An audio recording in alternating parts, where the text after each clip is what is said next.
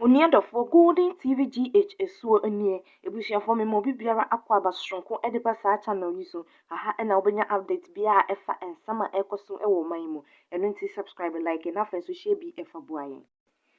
Ashanti Regional Police Command de enkwatasem bi abeto dwa e kire se womo achi amroba bi na afa yi so no ne chitafa na se ne nkrofo eka ne ho be miensa womo abo womo tuo ma womo ahwe womo nkwan na mo kratasem yi kire se enu ayawa de ya na womo nya asutire se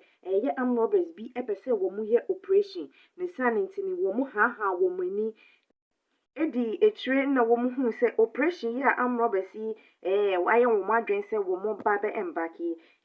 one businessman bi a owo Brookroom Estate ne sane nti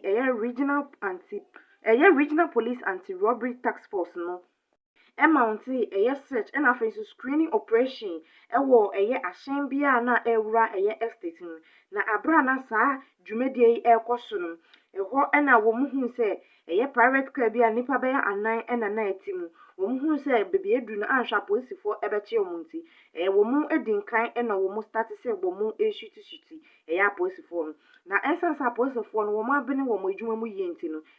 wo mu so wanja wo mu kra we enam so ama aposifo ni tuo no eka ebe nipa miensa ema wo mochi baako na miensa yi wode wo mokopie mu ewo Komfo Anokye Teaching Hospital ho na eho ena miensa yi nyina efe mu ehwe wo mo enkwa na so baako na woka wo mo ho de aposifo ensa aka na wo mo owo aposifo akache na aposifo etwe mu se abra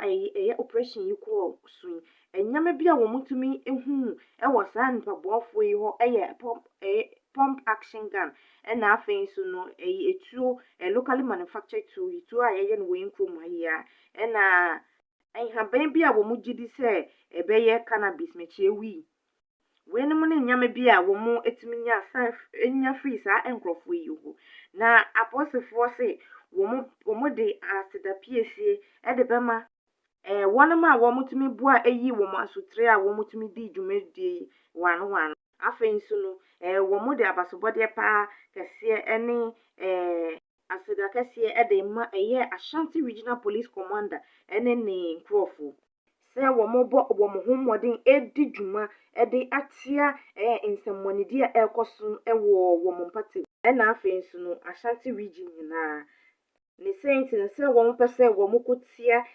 nsemmονidi a ekoso wo ye nkromu na afei nso oman mu nti wo mo de adesrede de ma wo manfo mo Ghana nyina se wo mo enta wo machi na wo mo mpo mo na wo mo ntumi enku ntia nsemmονidi a ekoso wo oman Ghana mu aha ennene meji emre ene wisi me da se wutie me ema wo refisa wo subscribe like na afei nso share bi eboaye me da wase pi